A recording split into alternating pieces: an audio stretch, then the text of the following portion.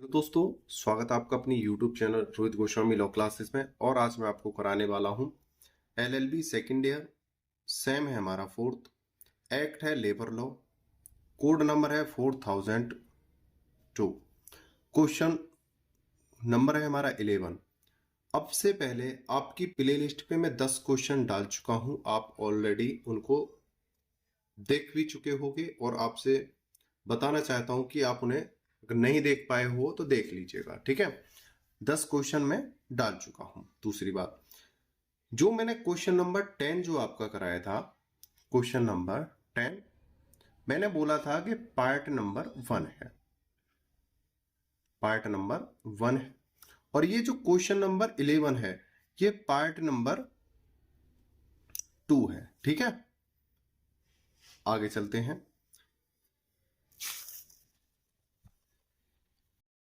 Question number 11, maternity benefit से आप क्या समझते हैं? मैटरनिटी बेनिफिट अधिनियम 1961 के अंतर्गत कार्य करने वाली महिला श्रमिका के क्या अधिकार हैं, विस्तार से लिखो। या प्रसूति प्रसुविधा अधिनियम 1961 के अंतर्गत एक कर्मकार को गर्भपात और गर्भावस्था से संबंधित लाभों के संबंध में कौन कौन से प्रावधान हैं, वर्णन कीजिए। प्रसूति प्रसुविधा का अर्थ मातृत्व लाभ अधिनियम की धारा 5(1) भुगतान से संबंधित है। देखो, हमें अपने पेपर में सेक्शन को अच्छे से लिखना है। ठीक है, यहां पे हमें सेक्शन डालना है, सेक्शन 5(1). ठीक है, आगे चलते हैं। प्रसूति प्रसुविधा अधिनियम 1961 के अंतर्गत एक काम करने वाली श्रमिका को निम्नलिखित अधिकार प्राप्त हैं। देखो, यह क्वेश्चन आपको और अच्छे से तब समझ में आएगा जब आप क्वेश्चन नंबर 10 के पार्ट 1 को देखोगे। या तो क्वेश्चन नंबर 10 कैसे भी समझ लो या पार्ट 1 इसका देखोगे तो आपको बहुत अच्छे से समझ में आएगा। और इस क्वेश्चन को आप करोगे तो बहुत ज्यादा आपको नंबर मिलने वाले हैं, क्योंकि ये question very very very very important है। और इसकी जो आने की जो संभावनाएं होती हैं वो 85% रहती हैं पेपर में आने की। अगर आपका लक खराब है, आपकी किस्मत आपके साथ नहीं है, तो ही ये दूसरी बात है कि यहां से आपका क्वेश्चन ना आए, नहीं अन्यथा आपका 10 या 20 नंबर का क्वेश्चन यहां से जरूर आना है। ठीक है, आगे चलते हैं। प्रसूति प्रसुविधा अधिनियम 1961 के अंतर्गत एक काम करने वाली श्रमिका को निम्नलिखित अधिकार प्राप्त हैं। कौन कौन से अधिकार हैं? नंबर 1, प्रसूति प्रसुविधा के भुगतान का अधिकार। प्रत्येक स्त्री अपने प्रसव के दिनों से पूर्व व पश्चात प्रसव दिन के शामिल करते हुए अपनी मजदूरी का औसत दैनिक मजदूरी प्राप्त करने की अधिकारिणी होगी तथा नियोजक, यहां पे करो नियोजक, मालिक उस अधिकार को देने का अधिकारी होगा। यहां पे क्या बोला है? अगर कोई महिला, सपोज करो ये है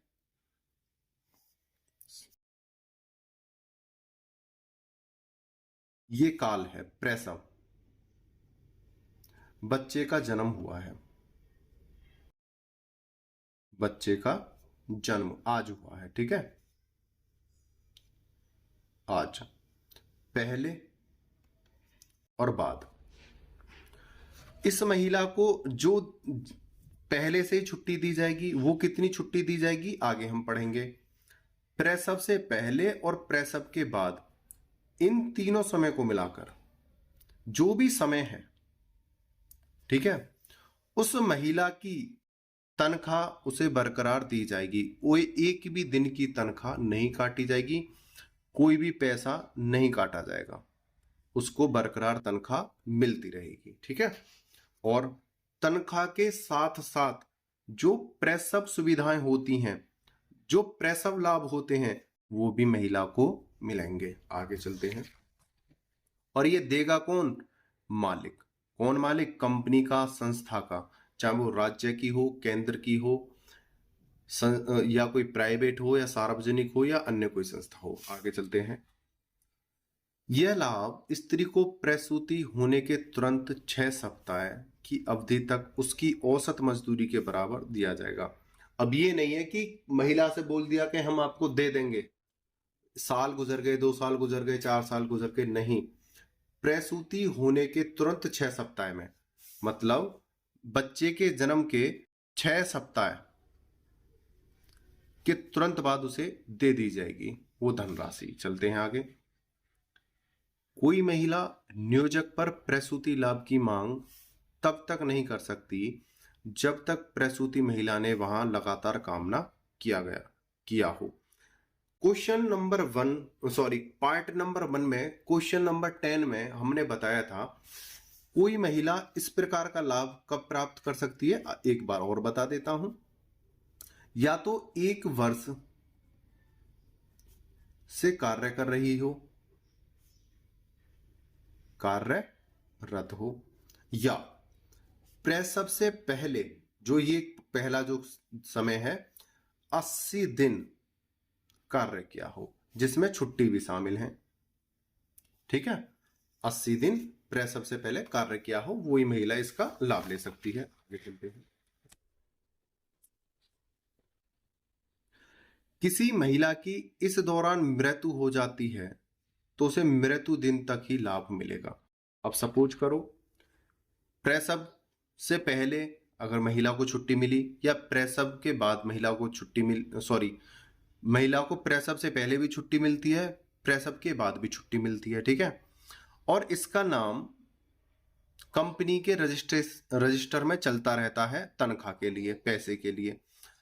जिस दिन से छुट्टी मिली है महिला को, प्रसव से पहले या प्रसव के बाद, अगर उसकी मृत्यु हो जाती है, मृत्यु वाले दिन से ही उसकी जो तनख्वाह है वो बंद कर दी जाएगी, लेकिन उसे जो अन्य जो लाभ है वो दे दिए जाएंगे, जैसे मृत्यु लाभ प्रसव के दौरान।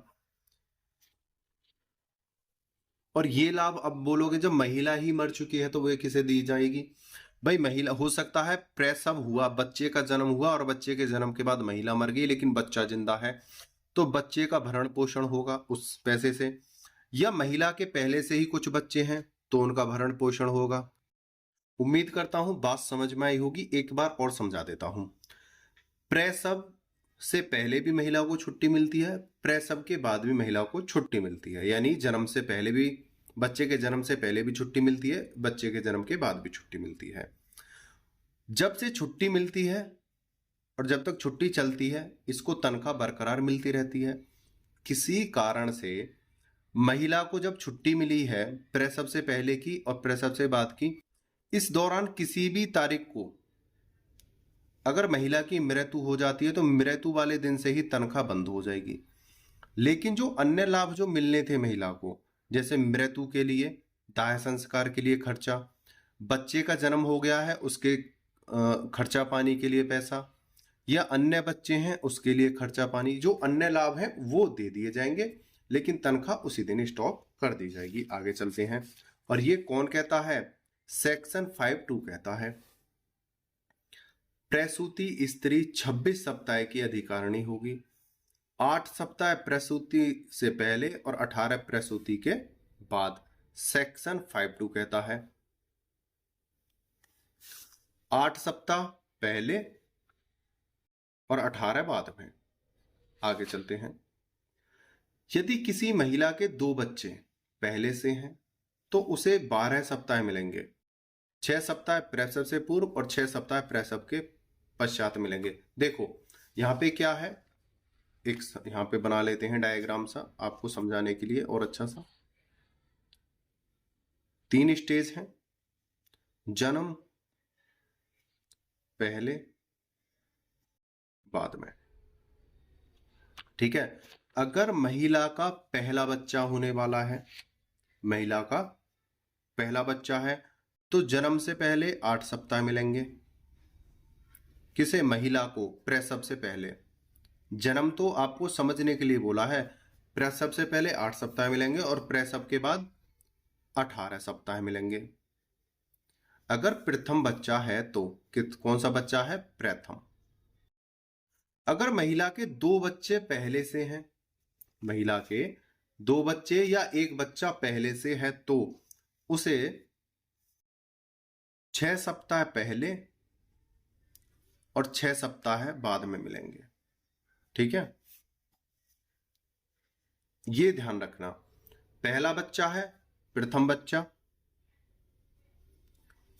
तो 8 और 18 मिलेंगे, और दूसरा बच्चा है, दूसरे बच्चे का प्रसव काल है, तो 6 सप्ताह मिलेंगे। ठीक है, ये कहते हैं सेक्शन 5.2 और सेक्शन 5.3। आगे चलते हैं। यदि कोई महिला 3 माह से कम उम्र के बच्चे को गोद लेती है, तब महिला 12 सप्ताह के प्रसूति प्रलाभ की हकदार होगी। एक बात और आती है यहाँ पे, अगर कोई महिला किसी अन्य बच्चे को गोद लेती है, भाई एक पॉइंट ये हो गया, दूसरा पॉइंट ये हो गया, तीसरा पॉइंट, अगर कोई महिला किसी अन्य के बच्चे को गोद लेती है, तो गोद लेने से, सपोज करो जन्म, बच्चे का जिस दिन जन्म हुआ है उसी दिन उस महिला ने उस बच्चे को गोद ले लिया, तो गोद लेने के 12 सप्ताह तक प्रसूति लाभ लेगी, यानी उस बच्चे के भरण पोषण के लिए 12 सप्ताह की छुट्टी प्राप्त कर सकती है। लेकिन ये छुट्टी पहले नहीं मिलेंगी, जिस दिन गोद लेती है उस दिन के बाद मिलेंगी। आगे चलते हैं। एक पॉइंट और इसमें बता देता हूं, आगे फिर जाके आप कंफ्यूज हो गए। अगर किसी महिला के समय से पहले कोई बच्चा हो जाता है, या किसी कारण से बच्चा पेट में मर जाता है, या किसी कारण से महिला, समझ पा रहे होगे आप मेरी बात को, बच्चा परेशान हो जाता है, या 2, 3 या 4 महीने में या 1 महीने में कोई भी अगर समस्या उत्पन्न होती है महिला से रिलेटेड, तो उस समय भी महिला को 12 सप्ताह रेस्ट दिया जाएगा। ठीक है, समय से पहले अगर बच्चे की कंडीशन खराब हो जाती है, या बच्चे में कोई दिक्कत हो जाती है, या बीमार महिला हो जाती है, तो उसे 12 सप्ताह का लाभ दिया जाएगा। दूसरा है, स्त्री की मृत्यु की दशा में प्रसूति प्रसुविता भुगतान। यदि प्रसूति समय में स्त्री की मृत्यु हो जाती है, तो नियोजक उसकी प्रसूति धन राशि स्त्री द्वारा नामांकित व्यक्ति को करेगा। जैसा कि मैंने स्टार्टिंग में बताया है कि जो महिला की जो आय है, जो तनख्वाह थी, वो तो मृत्यु वाले दिन तक ही मृत्यु वाले दिन पर ही समाप्त हो जाएगी। लेकिन जो अन्य लाभ मिलने थे, तनख्वाह जहां जिस दिन खत्म हुई है वहां से लेके और आगे तक जो अन्य लाभ हैं, वो सभी लाभ उसको मिलेंगे जिसे महिला नामांकित करके गई होगी कि अगर मुझे कुछ होता है तो मेरी संपत्ति, मतलब जो तनख्वाह है, जो पैसे हैं, मेरे बच्चे या मेरे पति या मेरे परिवार को दिए जाएं, उस व्यक्ति को मिलेगी। यदि स्त्री द्वारा कोई नामांकित व्यक्ति नहीं है, तो स्त्री के कानूनी अधिकारी को देय होगी। अगर महिला इस प्रकार का नामांकन नहीं करके गई है कि उस व्यक्ति को मेरी संपत्ति, यानी जो मेरा पैसा है उसे दे दिया जाए, जो अगर इस प्रकार का नामांकन नहीं है, तो उसका जो अधिकारी है, जैसे पुत्र, पति, सास ससुर या माँ बाप हैं, उसे दी जाएगी। आगे तीसरा पॉइंट है चिकित्सीय बोनस का भुगतान। धारा 8 के अनुसार मातृत्व लाभ के तहत प्रत्येक हकदार स्त्री नियोजक से 3500 रुपये चिकित्सीय बोनस प्राप्त करने की अधिकारिणी होगी। देखो, तनख्वाह तो उसे मिलेगी ही मिलेगी, तनख्वाह तो उसकी बरकरार रहेगी, लेकिन प्रसूति लाभ के लिए 3500 रुपये अपने मालिक से और प्राप्त करेगी। आगे चलते हैं। नंबर 4, गर्भपात की दशा में छुट्टी का अधिकार। धारा 9 द्वारा यदि किसी महिला का प्रसव दिन से पूर्व किसी कारण से गर्भपात हो जाता है, तो उसे 6 सप्ताह गर्भपात दिन से प्राप्त होंगे, उससे अधिक नहीं। यहां पर देखिए, जैसा कि मैंने 4 पॉइंट बताया था, अगर किसी महिला का समय से पहले 1, 2, 3, 4, 5 किसी कारण, इन महीनाओं में किसी कारण से प्रसव काल खराब हो जाता है, या समय से पहले जन्म हो जाता है बच्चे का, भाई इसमें तो समय खराब ही होगा, बच्चे की मृत्यु ही होगी। अगर अन्य जैसे 6, 7, 8, 9 इन समय में अगर बच्चे का जन्म हो जाता है, अगर पहला बच्चा है, प्रथम बच्चा है, तो 12 सप्ताह का रेस्ट मिलेगा। ठीक है।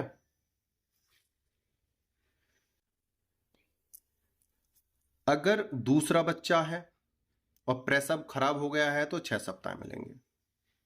ठीक है। देखो 1, 2, 3, 4, 5 इसमें तो क्या होता है, बच्चा खराब हो जाता है, बच्चे की मृत्यु हो जाती है। ठीक है। इसमें क्या है, 6, 7, 8, 9 अगर किसी कारण से बच्चा मर जाता है, ठीक है, तो प्रथम पे 12 सप्ताह और द्वितीय पे 6 सप्ताह आगे। प्रसव के दौरान या पूर्व होने वाली बीमारी में छुट्टी का अधिकार धारा 10 द्वारा, यदि कोई स्त्री गर्भधारण, प्रसव, गर्भपात या समय से पूर्व प्रजनन इत्यादि समस्या में पीड़ित स्त्री प्रमाण द्वारा धारा 6 व 9 द्वारा प्राप्त गैर हाजिरी छुट्टी के अलावा अधिकतम 1 सप्ताह और छुट्टी प्राप्त करने की अधिकारिणी है। साथ ही मातृत्व लाभ के तहत मजदूरी जो औसतन हो प्राप्त करने की अधिकारिणी है। यहां पे बोला है जो हमें ये है, हमने यहां पे बताया था, देखो ये है प्रथम बच्चा है तो प्रसव से पहले 8 सप्ताह मिलेंगे, प्रसव के बाद 18 सप्ताह मिलेंगे। अगर दूसरा या तीसरा बच्चा है तो प्रसव से पहले 6 सप्ताह और प्रसव के बाद भी 6 सप्ताह मिलेंगे। अगर महिला, चाहे उसका प्रथम बच्चा है या उसका दूसरा बच्चा है,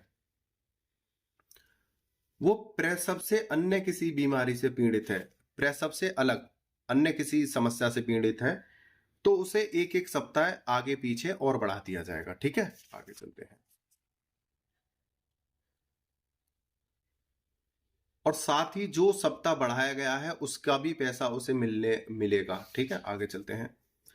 गर्भावस्था के कारण पद से हटाना धारा 12 द्वारा किसी स्त्री को गर्भपात, प्रसव के कारण गैर हाजिर होने पर उसे उसके पद से नहीं हटाया जाएगा, न ही किसी अन्य लाभों पर रोक लगेगी।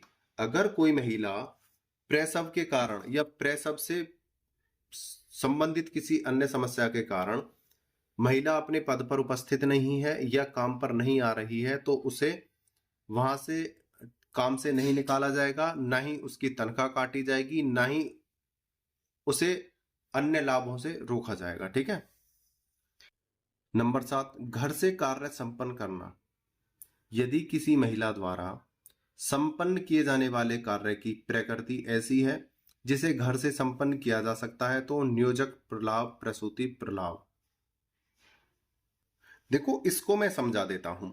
कुछ महिलाएं ऐसी होती हैं जो घर से ही कार्य को कर सकती हैं या घर से ही कार्य करती हैं। कुछ महिलाएं ऐसी होती हैं जो घर से ही काम करती हैं। तो उस स्थिति में वो एक अर्जी लगाती हैं कि अपनी कंपनी में कि सर मेरा प्रसूति काल है और आपसे रिक्वेस्ट है कि जो आप मुझे घर पर देते हो या जो कार्य मैं घर से कर सकती हूं उसका दबाव थोड़ा कम दिया जाए या काम की जो मात्रा है मुझे कम दी जाए। ठीक है। वो महिला घर से काम कर सकती है या जो घर पे काम कर रही है घर से कार्य कर सकती है।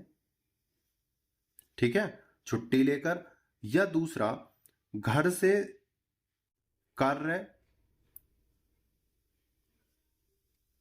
करने वाली महिला के लिए